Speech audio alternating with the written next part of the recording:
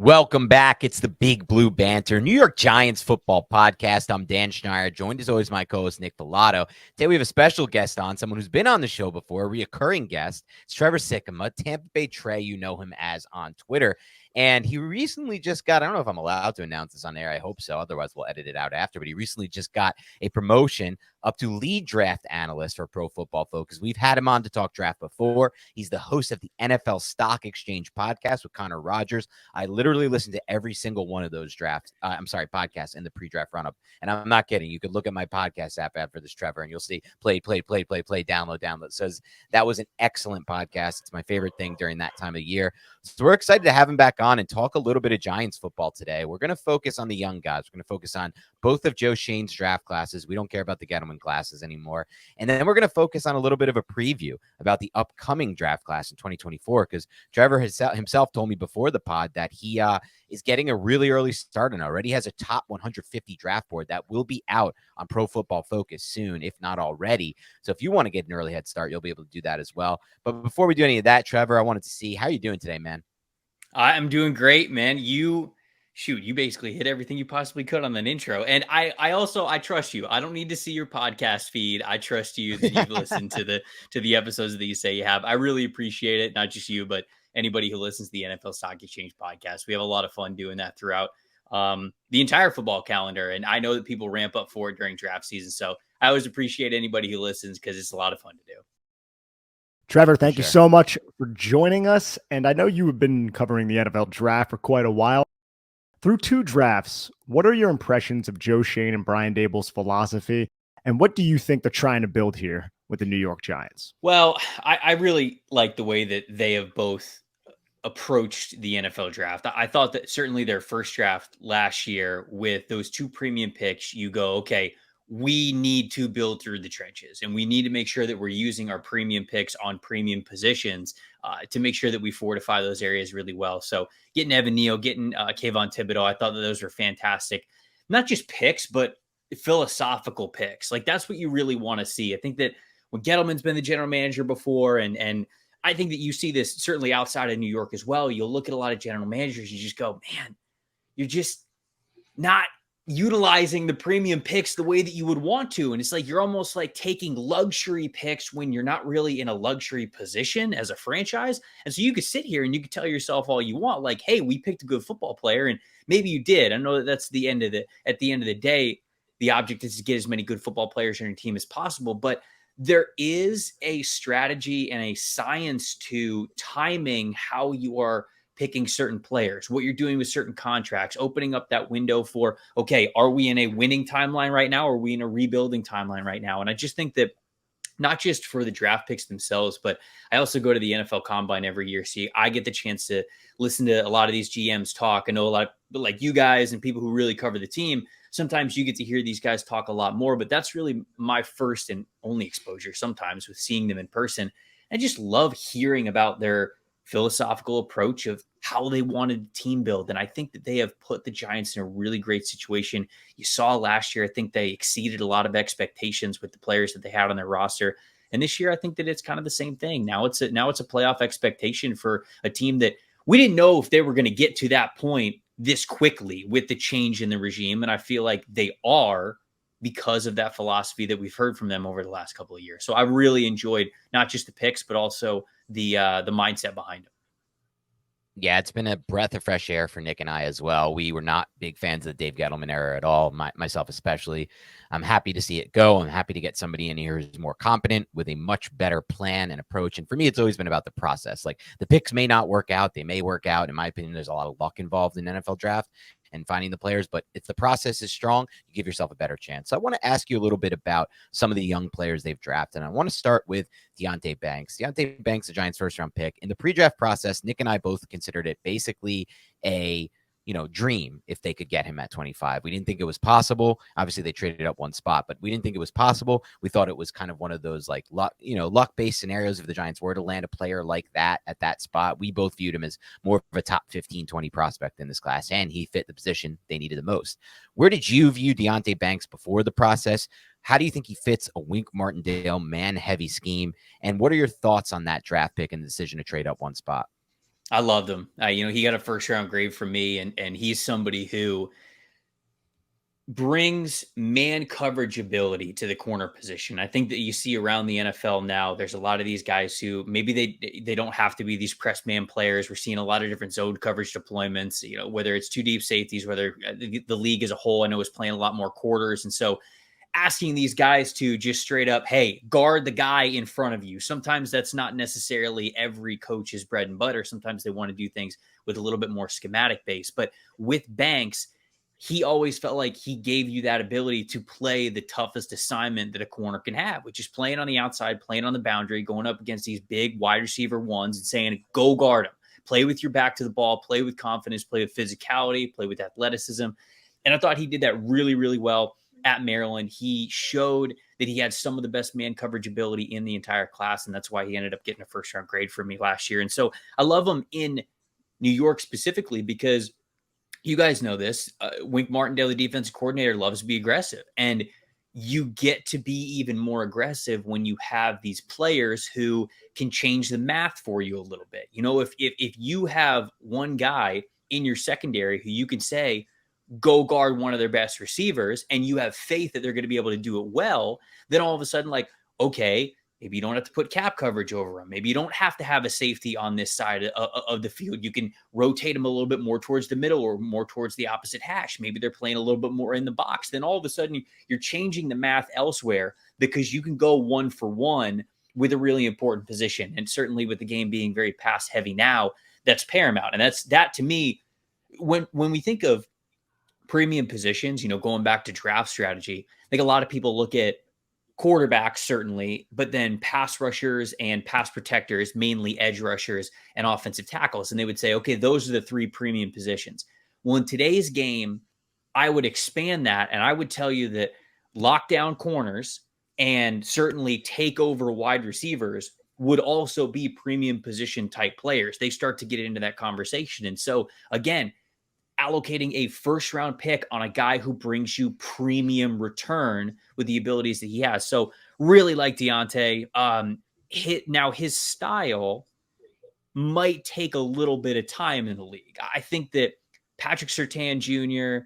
and Sauce Gardner, I think they're skewing things in the wrong direction for perception sometimes, where people go like, oh, look at what Sauce Gardner was able to do. I want my corner who's coming in for my team in his first year to be able to do that. That is the exception of something that we should marvel at and appreciate, not necessarily say that's what we expect every time. So with Banks, knowing how much of a one-on-one mentality he has and his strengths in his scouting reports, that to me might take a little bit of time, might take that second year for him to really hit the ground running and become a true lockdown player like we saw him play at Maryland. And so those are my thoughts on him overall. Liked the approach, and I liked the fit of the team that drafted him. Premium draft picks: Kayvon Thibodeaux, pass rusher; Evan Neal, pass protector; and cornerback Deontay Banks. Your three highest picks for Joe Schoen right there, Trevor Sikkema. So I actually have a philosophical question in terms of one of the Giants coordinators, Wink Martindale. You mentioned how a lot of the league is kind of going to a quarters, match, cover four type of system. Wink Martindale likes middle of the field closed. He likes man coverage. He likes to send the pressure. What are your overall thoughts about a coordinator who is successful, kind of bucking the trend and deviating from what a lot of the other NFL coordinators are doing? Yeah, I mean, you always want to try to keep offenses guessing, right? Even if you're playing a type of coverage, like everybody, I think the buzzword that everybody has said over the last couple of years is like, oh, you got to play too deep, or you got to play quarters, right? I mean, you got to play these guys far back because the Joe Burrows, the Patrick Mahomes, the Josh Allens, you got to let them beat you in the intermediate to short, not give them that over the top stuff over the middle. So that's why you're playing those open coverages with those two deep safeties as opposed to closed coverage with a single high guy like we saw, I think, in the early 2010s. It was a lot more popular. But if you are doing something that the opposing offense is going to expect, that could also be a negative. So Martindale is somebody who I think has just always been a heavy, put the pressure on him kind of a guy. We're going to put your back against the wall, and if you make a play on us, hey, we'll tip the hat to you, but you better be able to make a play under pressure. We're going to be exotic with our blitzes. We're going to have guys that can come at you from probably 8 different spots on the defense, maybe even more than that. And then in the secondary, yeah, we're going to play lockdown. We're going to draft those guys like a Deontay Banks, like those type of players where when we do want to get super aggressive, when we do want to play cover 1, cover 0, whatever it is, we've got faith that we can hold our ground in the secondary long enough for the pass rush to overwhelm things and really get to those quarterbacks. So I think it's fascinating, and I always do. I'm not going to sit here and pretend to know more about the game or even the chess match that some of these great offensive and defensive coordinators are going through every single week with their game plans. But I do love that he is zigging while the rest of the league is zagging, if you will, in these certain ways. Because again, no matter what you deploy in defense, if you are predictable, that's the worst thing that you can be. Not, the worst thing that you could be is a man coverage team or a 2 deep team or a single high team or a cover 3 team or whatever it is. It's if you're predictable, that's the worst part of it. So Martindale clearly wanting to be as exotic and as different as possible in that regard, because he's always trying to keep offenses on their toes. I think that's a great point by you, Trevor, because, you look at even just Nick's brought this up a bunch, and it's a great point. The Jaguars game last year, I mean, it felt so anti-Martindale, but he dropped 8 against Trevor Lawrence basically a lot of the game, and he was trying to kind of do things differently than he had done all season long for that matchup, and that was specifically how he wanted to approach Trevor Lawrence for that week. And honestly, he found a good amount of success there in that game. So just good to see that the Giants have a coordinator who's not just going to have a system that they're going to play every week. It's going to be different, in my opinion, depending on the matchup. I want to flip it over a little bit, staying within this draft class, and we're going to get back to John Michael Schmitz, who was the Giants' second-round pick. But before we do that, I actually want to talk Jalen Hyatt a little bit. So Jalen Hyatt was your 81st ranked player, if I'm not mistaken, your 12th ranked receiver going into the draft. Nick and I had similar concerns. We never really understood the first round hype. But I think for me, it was less so what he didn't do or what he, what he didn't have to do in that job and then in that Heupel system. For me, it was more play strength issues and after the catch creativity that I wasn't as high on. But obviously, so far, he's been unbelievable for the Giants in training camp, in the preseason, had a touchdown where he really showed off his athletic skill, in my opinion, and his next level game-changing acceleration and speed and ability to kind of get in and out of his breaks. But what are your thoughts on Hyatt and the discussion surrounding, from that, coming from that system, maybe you don't want to take somebody like that so high. And do you think that he might be able to translate his skill set faster than maybe people expected? Yeah. So with Hyatt, he brought up a lot of really interesting discussions, I think, certainly pre-draft. In fact, during this preseason, after he scored that touchdown, I remember somebody tweeting at me and they're like, you doubted him or whatever. And I was like, I didn't doubt he was fast. What do you mean? Like, that's exactly what he was on that play. Like, nobody's ever said he wasn't fast. But when you talk about where you rank players, and it's very difficult to do a general for the league top 150, top 200 prospects, because everything is so focused on the types of players that will play within a certain system with certain coordinators, certain philosophies, those things. So it definitely goes into it. Every team's big board around the league is going to be different.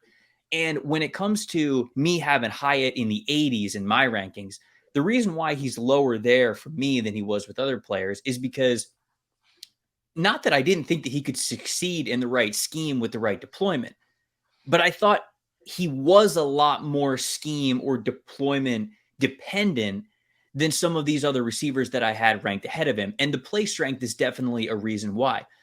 NFL is a grown man's game. Like it's a strong person's game. And so even when you watch some of those plays, like I've caught a little bit of Hyatt, I watched a couple of his plays over the last couple of weeks, and you can see exactly what the Giants are trying to do with him. Deep overs where he's going across the field, getting his momentum going. So if he's in man coverage, if you're giving him 15, 20 yards to get his top speed, chances are he's going to gain some separation.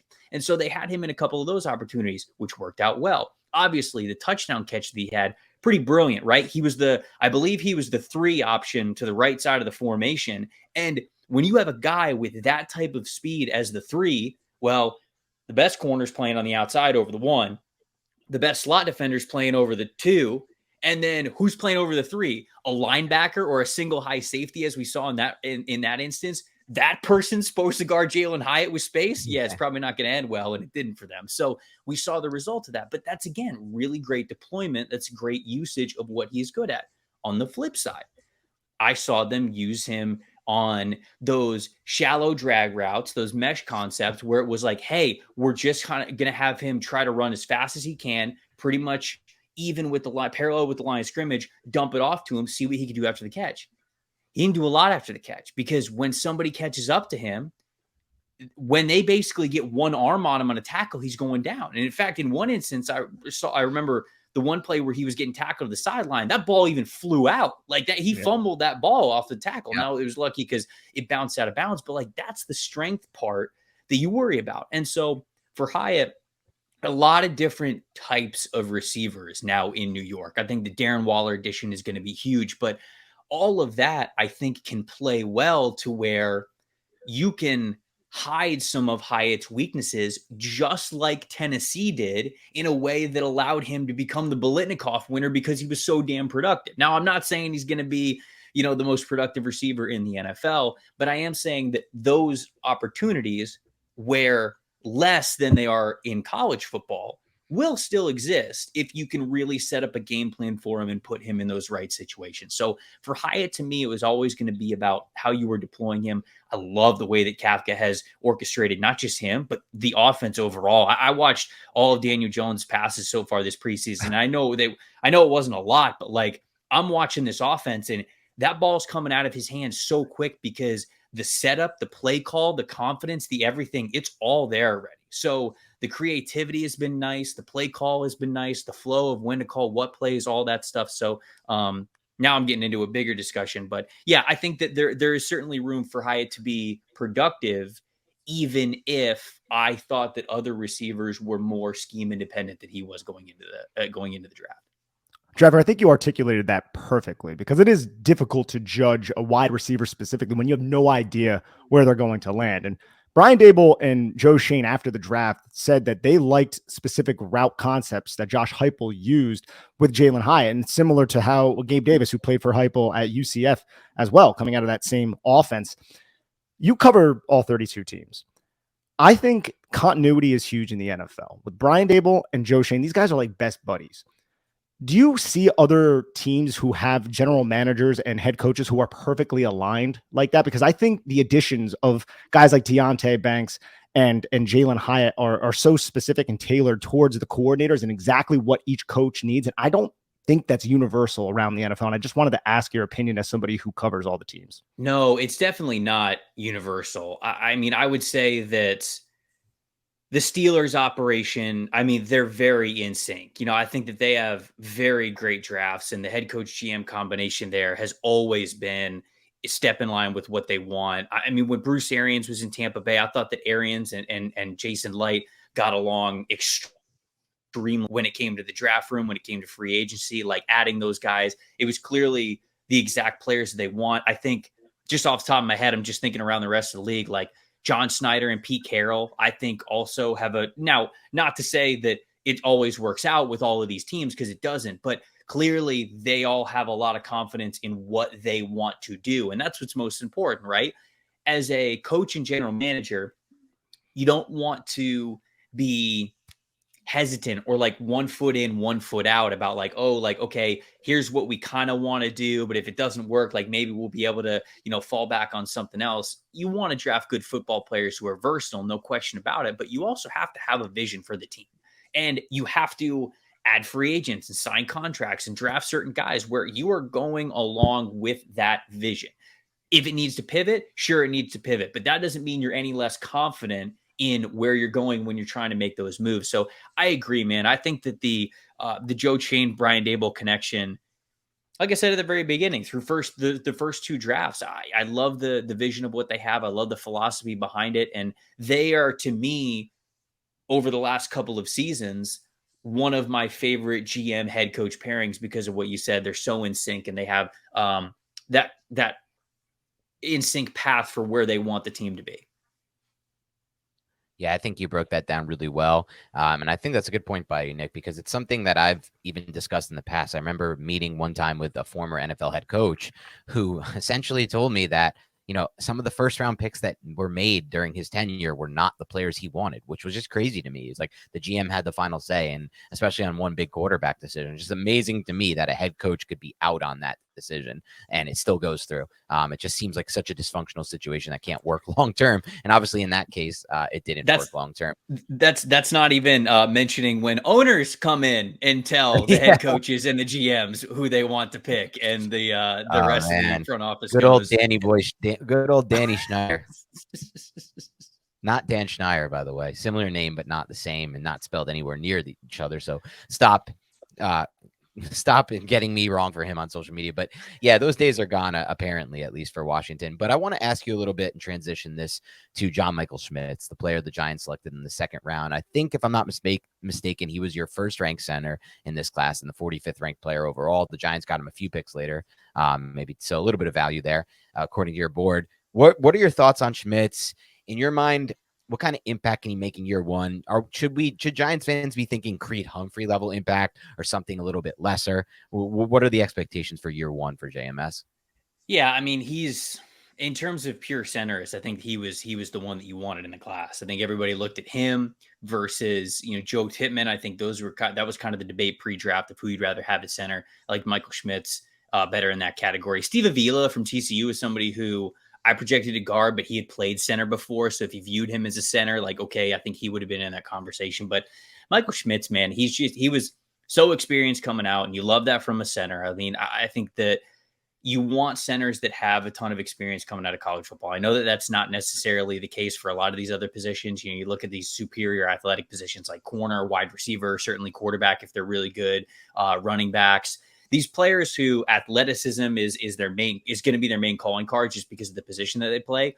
You kind of want to look towards underclassmen because, like, if they are that athletic, it's probably going to stand out, and those guys are going to leave early. For centers, there's not a ton of centers who are blowing the doors off of the grades and the rankings and everything to the point where they're going to be underclassmen. A lot of times they're going to be seniors, grad seniors, whatever it is. But you like that about them. And I like that about John Michael Schmitz. He just had a ton of experience when he was coming out of Minnesota.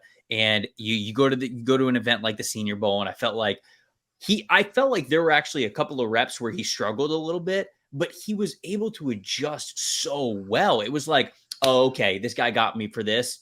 Wait until I get him the next time, and it's going to be curtains. And it was. And like, that is a aspect of the Senior Bowl that I think gets underreported a little bit, is not just the first reps, but the second reps when guys go up against each other. Like, okay, did you win because you did something that somebody was not really expecting? Okay, well, can you do it again? Or do you have something else in the tank where you could best that player again? That's why, guys like Will McDonald, for example. Like, McDonald was crazy at the Senior Bowl because he was beating everybody. It didn't matter. And he was beating them with all different types of moves.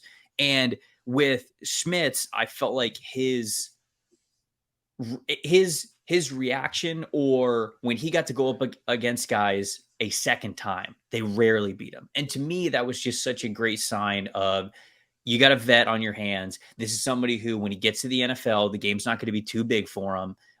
You could tell that he had that toughness, that competitive toughness to him, even when he was playing at the Senior Bowl. So I love to see that in person from him. But he was somebody who, again, I think that's probably the best way that I can encapsulate my thoughts on him. The game was not going to be too big for him when he got to that NFL level. So I didn't know what team he was going to go to at the time, but I also didn't know if he was going to be a starter in year one. But he is somebody who, whether it was a center or potentially filling in at guard, if a guy went down and he ended up being a reserve player, I wasn't worried about him getting overwhelmed at the pro level.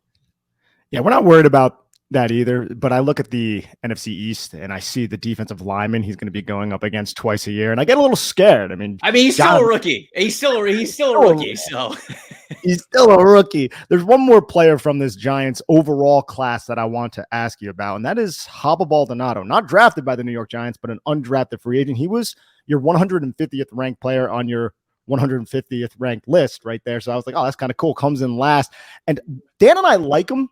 I think there's a spot for him on this roster because your edge 3, not named Jihad Ward, since he's somewhat of a tweener, is O'Shane Ximenez right now. So I think he could make this roster. But I wanted to ask you what you liked about his tape at Pitt, and what do you think he can offer this New York Giants Wink Martindale coordinated defense? I mean, I thought it was a heavy-handed dude who could be pretty versatile in a couple of different like you could use him as a 5-tech defensive end in a 4-down system. I felt like he had some length and strength to him where you could use him even as a 3-4 defensive end. He could take up some space. I felt like that was going to be his game at the NFL level. He just didn't have that speed. He just didn't have that burst. Like he had the heavy feet. He wasn't going to be beating anybody with his first step explosiveness. And I felt like when I watch him, it's like, okay, it's hard to really get this across to people who I don't want to say are like casual to the NFL draft, but like they'll look at a guy who me or somebody else are like, I know you guys are big into it too. Like if you rank a little bit lower and they go, oh, see, like you said, this guy can't play. And it's like, no, it's not that they can't play. It's just that what they're bringing to the table is something that you can find every year. So that doesn't mean that when he gets to your team, he's not going to be a decent depth player, a decent NFL player, a guy who could play in that second, third string, be able to give you some nice snaps here and there. That's not what we're saying.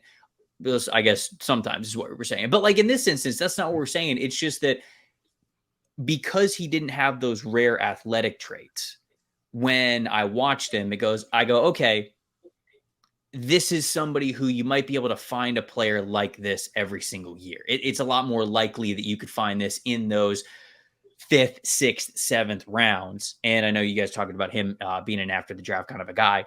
And so that's why when you look at him, whether it's on my rankings, whether it's on other people's rankings, you go like, oh man, look at it. Look how low he was in the rankings. It means he can't play.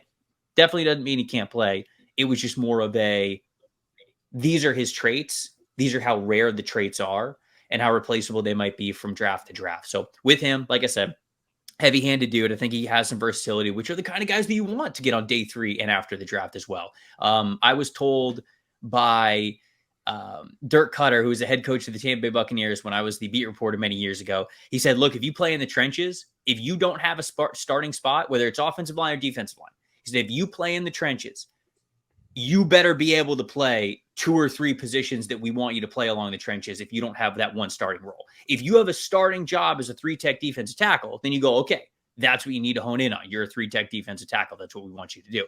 If you are a starting defensive end, if you are a starting guard, okay, this is what you want to do. But if you are not one of those starting spots, you better make sure you're versatile, because when guys go down, when they need somebody to fill in, whether it's injury or whatever reason it is, you got to be versatile. And I think Baldonado is somebody who gives you some versatility as a heavier edge type of tweener player.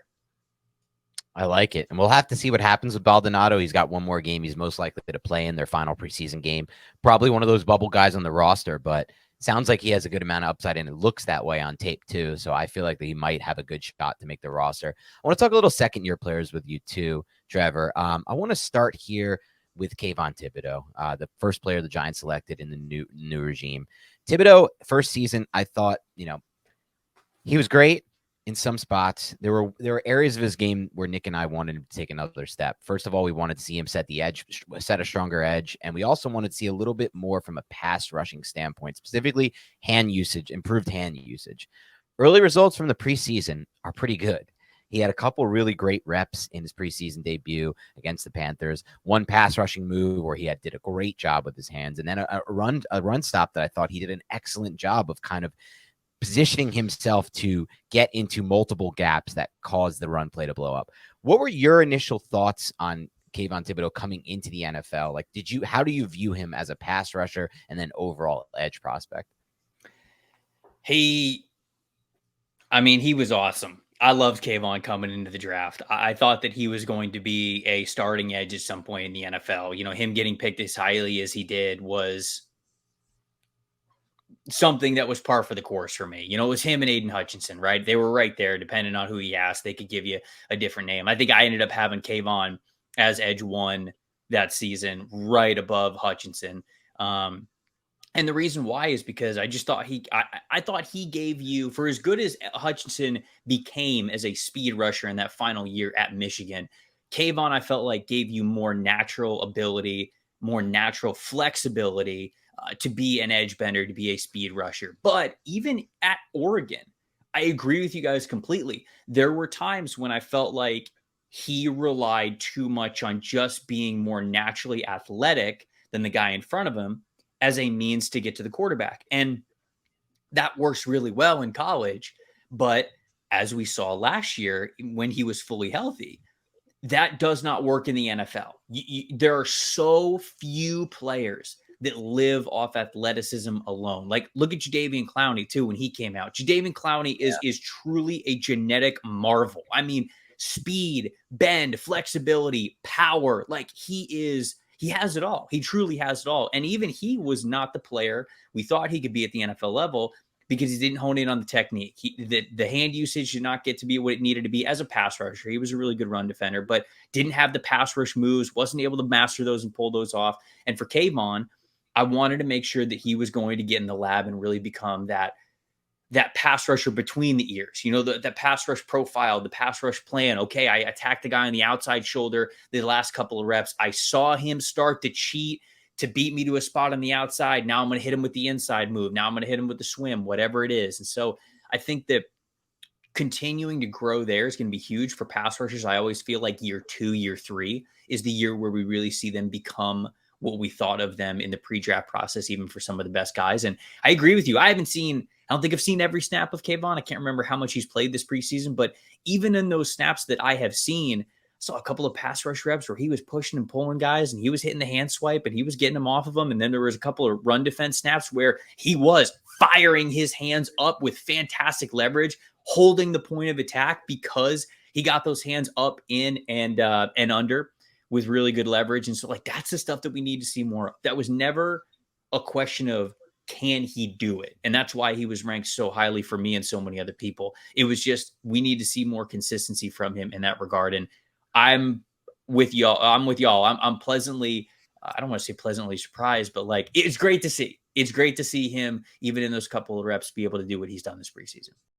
2 picks later, Trevor, we had Evan Neal selected to the New York Giants, and similar to Andrew Thomas, he had a rough rookie season. Now, I don't know if it's fair to expect an Andrew Thomas level year 1 to year 2 jump, but do you expect Evan Neal to kind of even out a little bit with his conscientious nature and his work ethic and just kind of his overall size and athletic ability? Yeah, again, I'm glad that y'all have the Andrew Thomas example right there, because Thomas was my OT1 in the draft that he came out. And when he struggled as much as he did his rookie year, I'm somebody who always says, like, especially when it comes to trench play, hey, year 2, year 3 is when these guys break out, whether it's offensive tackles, edge rushers, defensive tackles, whatever it is.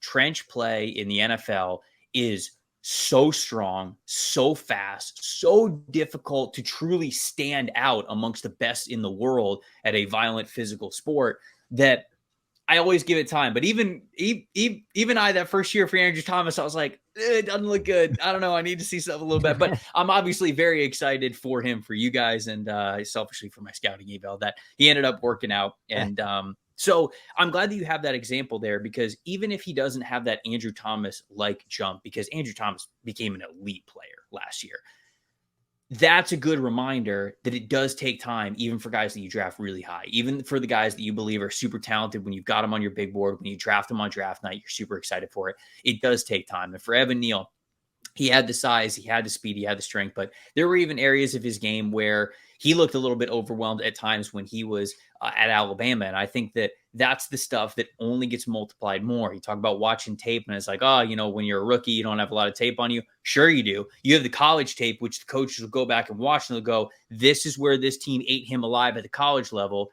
You're a lot better than that college player that he went up against. Go do the same thing to him. And you really are able to magnify a lot of weaknesses of these rookies that start in the trenches in their first year. So for Neal, to me, it was always something that was going to need more consistency. I mean, faster foot speed, better hand placement, better anticipation, but anticipation's a thing with a lot of these guys. The second you start to see things before they happen, that's when the light really comes on, and that's when talent can really shine. So I'm hoping that that's the case for Neal. I'm hoping that it's the best year yet for him, of course, coming up.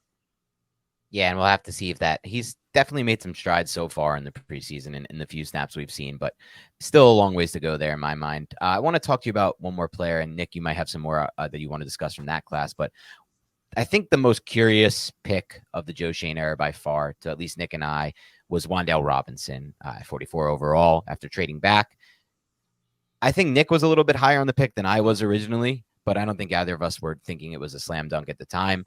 I just think in general, when you're taking wide receivers at his size in the top 50, you're adding a lot of risk to the profile, unless they're like a Devontae Smith type, who's also a bigger player, by the way, and has just like filthy film. I never felt like Wandel Robinson was at that level on tape. So what were your thoughts on that pick at the time? And what was your evaluation on Robinson? Where did he rank for you? And what's kind of the long-term ceiling fans can expect there? God, where did Wandale rank for me? I can't remember. I would have to go back and check where he ended up ranking. I can't remember off the top of my head, but I wasn't super high on Wandale because of kind of what you mentioned. It's really tough to succeed being that small of a player. Like, you really have to be crazy athletic. And Wandale is in some ways, but I think a lot of people look at like what Tyreek Hill is and they go like, oh yeah, small little Tyreek Hill type of player. That's what we're trying to put in this offense. I mean, like there's only one basically, Tyreek Hill. Yeah. So it's really hard. I think they, I don't know, learned their lesson is exactly the right words that I want to use. But I think the Hyatt pick a year later told me like, okay, we probably didn't eval that role the correct way with Wandale, and we're going back to it a round later with Jalen Hyatt. And so that to me was what it felt like when they picked Jalen Hyatt. I even remember this on draft night. I thought to myself, like, that feels like what they actually wanted from Wandale Moore, maybe, or not Wandale Moore, Wandel Robinson.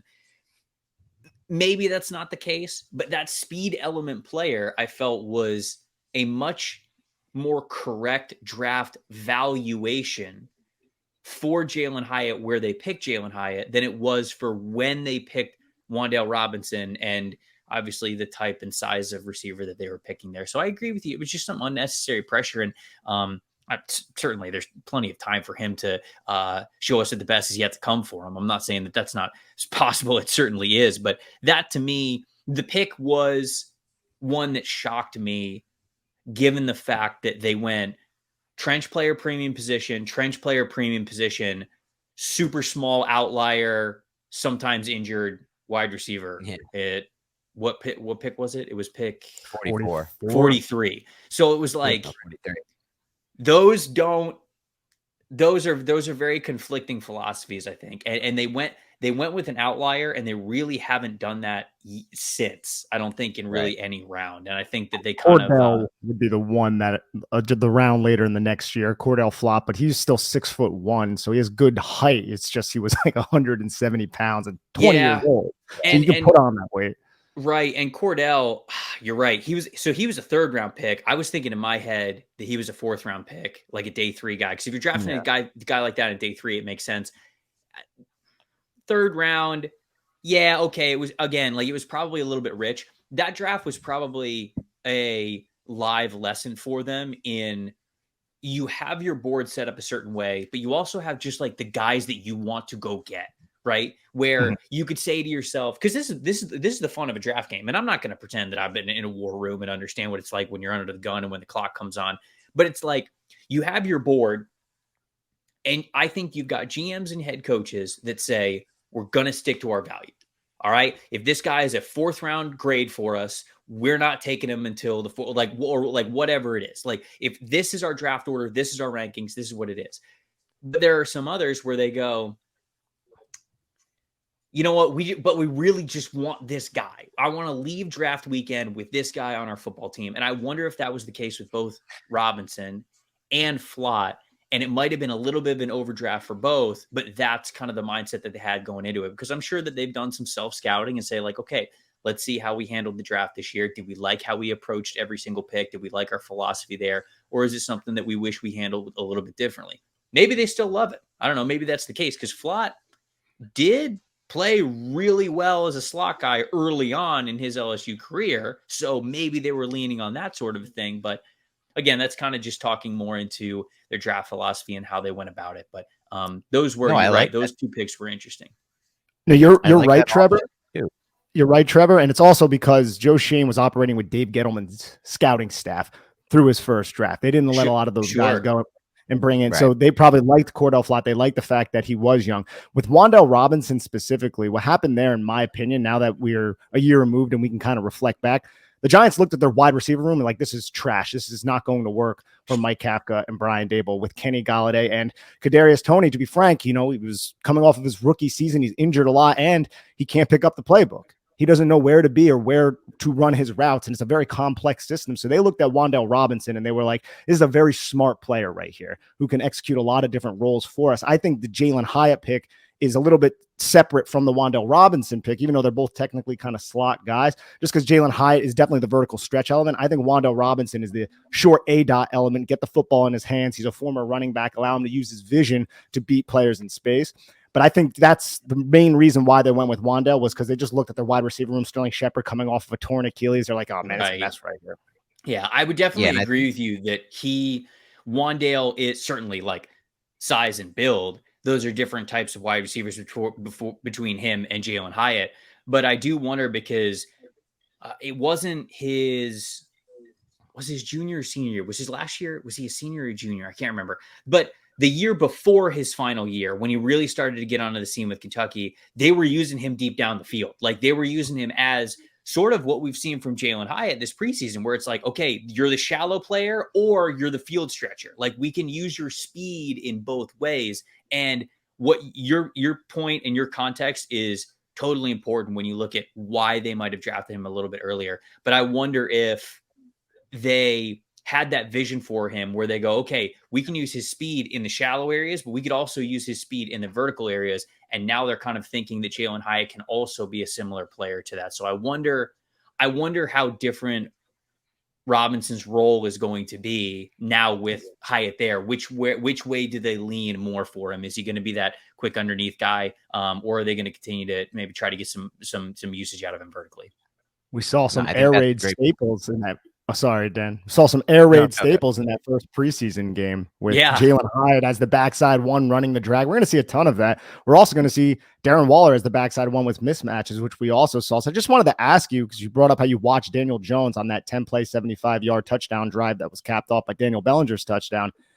What did you think? I mean, I love seeing Daniel Jones on the move, the RPO elements. I really do believe that this coaching staff, Mike Kafka specifically, is one of the most undervalued offensive coordinators in the league. And it's just maybe because he doesn't have the experience, but man, he really positions his players optimally. And Daniel Jones is doing a good job taking advantage of what the defense is presenting him. It's just a lot of options for him, and his athletic ability, it really puts a lot of defenders into conflict. I'd agree 100%. I mean, Daniel Jones went 6th, right? Didn't he go 6th in his draft? So I think he gains a lot of flack, and the Giants gain a lot of flack from him going 6th. And was Daniel Jones worth the number 6 overall pick? No, probably not. But that doesn't mean like this dude's not a much better quarterback than a lot of people gave him credit for, especially early on and especially on draft night. Because what I've seen over the preseason is a very confident player who knows that he can win with both his arms and his legs. And I felt like those things have been independent with Jones previously. Like some plays he thought like, oh, okay, like I've got to, or some years I should say previously, he said, oh, okay, I got to win this play with my arm, or I got to win this play with my legs. Now, certainly even on that drive, the confidence that he had to do both, whichever one was most advantageous for him, to me speaks volumes into what Brian Daboll and Mike Kafka are saying to him and walking through with him in practice, to where, you mentioned the general manager, head coach continuity. I mean, the head coach, offensive coordinator, quarterback continuity in New York, I think is going to be fantastic this year. And I think this is going to be a really efficient offense, especially for not just how they were deploying some of these players, but even like the play design. There was a play where, it was a simple throw and catch, but it was one of them. I was so impressed. I went back and I watched it a bunch of times. The tight end is on the tight end is to the field side, and he is running to the sideline. But then also, I think there was either a wingback or a fullback that was also trailing him, like 5 yards behind him, that was carrying both the slot defender and the linebacker out. And then on the far side, I think it was Jalen Hyatt who was then running across the middle wide open because the linebacker level had been vacated. The slot defender had been vacated because of those two routes that were in front of him. And he threw as the easiest pitch and catch for like the easiest 8 yards that you're going to see. And I remember watching that play and I'm like, that's so good. Like that's the type of play design that you want. That's maximizing what your quarterback's going to see, the talent that you have at receiver, and making use out of it. Oh yeah, I think this is it. Yes, this is it right here. And it's just the easiest completion. It was actually for a lot more yards than I thought it was. It was a first down and a lot more. But that, to me, that play design is so fantastic. You are just manipulating exactly where the defenders are going to go on that play. Daniel Jones sees it so well. He knows exactly where to look, when he needs to look there. There's obviously the play action RPO element there to it. And look at how much space he has to complete that pass. That was just something that really stood out to me, that I went, man, Kafka's in his bag. Like if they're throwing these plays out here in the preseason, thinking about what they're saving, what they don't want to show, right? That's a really good sign. That is a great sign, because they're not giving out their best stuff in the preseason yet to get play designs like we've seen. And Nick and I have been a big, we at this point feel like he might be the most underrated offensive coordinator in the NFL, because I don't think anyone really realizes how good of a job he did last year. A lot of people are still like, but he scored. I see people replying to me like, but he scored 18.9 points a game. I'm like, yeah, look at the personnel he had to work with last year. That was like as good as you could get. He took a red zone offense from dead last to top 7. Like, let's focus on the film here. Let's not look at the total points per game as if every team has Patrick Mahomes playing quarterback. I mean, come on, there's some context to play here. But I know we only have a few more minutes, so I want to make sure we get to this. So I want you to give the fans here a little bit preview of what to look forward to in the 2024 class. I talked about it earlier. Your top 150 is out. Maybe talk about some players at the following positions that might interest the Giants: edge, interior offensive line, wide receiver, because Giants fans still want wide receivers. Sure. And let's keep it. And then if you have any off-ball linebackers too, because I think this team would still really benefit from an off-ball linebacker. Okay, so for edges, it's a fun year to need an edge rusher. I've got 3 edge rushers alone in my top 13 right now on my 150 big board. Laiatu Latu from UCLA, Chop Robinson from Penn State, and Jared Verse from Florida State. So those guys are 3, 2, and 1. And they're just, they're a blast to watch. And there's so many other edge rushers. I didn't even mention Dallas Turner from Alabama, who has a chance to really take that next step if he gets a little bit stronger. Braylon Trice is a bowl in a china shop, but the best way of a pass rusher from Washington. He's a ton of fun to watch.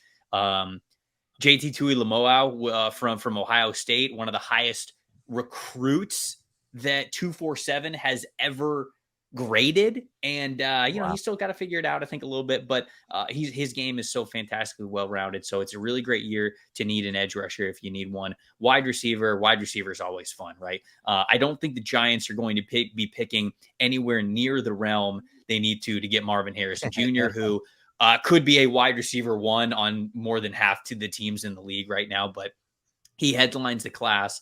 Malik Neighbors, Emeka Egbuka, those 2 guys from LSU and then Ohio State as well. I think they can be first-round picks. Keon Coleman from Florida State. He was at Michigan State. He is a absolute monster, man. I think it's the Penn State game that you want to go watch. I think it's that Penn State game where Keon Coleman has some catches that you go, are you a superhero? Like, what is it? Like, double covered, guys draped all over him, and you go, oh, okay, good. He drew pass interference. I'm sorry, he caught the ball. And so it's just that it's one of those games where I think it's Penn State. It's got to, Penn State or Ohio State was one of those 2. So if you got the tape, just go back and watch it. You'll be in awe. But wide receiver is really nice. Off-ball linebacker, I think there's some good ones. Barrett Carter from Clemson, and then his running mate, Jeremiah Trotter Jr. from Clemson. 2 fantastic players.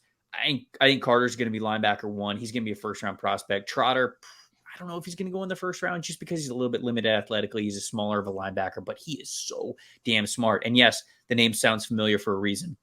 He is Jeremiah Trotter Sr.'s son, and you see the coach's background certainly in that. And then interior offensive line, that was the other one, right? Was that the other one you mentioned? Yep. There's some really nice, I think, power players in this class. There's some finesse guys that I have a little bit later in the rankings that could end up being really nice prospects. But right now, at the very top of the class, Javion Cohen, who was at Alabama, he started at left guard for him. Now he's at Miami. He's somebody who has a Punisher's mentality, and I think he's a little over aggressive at times, but he's got that strength that you want. Cedric Van Pran from Georgia, he's been the center of that team for the last 2 national championship seasons that they've had. Love his power profile as well. Christian Mahogany, I feel like would have been, I'll say top 75 pick to be safe if he didn't tear his ACL before last season even kicked off. So if he comes back and he plays the way that we thought that he was going to, he could definitely be somebody who you're seeing in the early day 2 range. And then Zach Zinter from Michigan. That's, again, another power player who's coming from a phenomenal offensive line, a stacked offensive line, but he's one of the best guys in there. You talk about the guys that set the tone. If you had a Zach Zinter next to John Michael Schmitz, I mean, you'd be running duo blocks and you'd be carrying a 3 technique 10 yards down the field with those 2 guys. So I think that those are some of the early names in the class and some fun ones to watch for in college football. Awesome, Trevor. Thank you so much for joining us today on the Big Blue Banter podcast. We really appreciate it. Before you get out of here, why don't you let the people know one more time where they can find your work? Sure. Yeah. PFF.com. If you are into the NFL draft already, just want to kind of like a sneak peek or even want a list of guys that you should watch in college football, you can head over to the NFL draft tab over at PFF.com. Just click on the 2024 big board and my top 150 is all right there in order. So you can check that out. We also have that top 150 plugged into the mock draft simulator. So if you feel like running some mock drafts, you could also do that. We're going to be updating that, of course, throughout the season when the draft order changes. So you can see all that good stuff there. And yeah, like I said, we'll be updating it throughout the year and can't wait for it.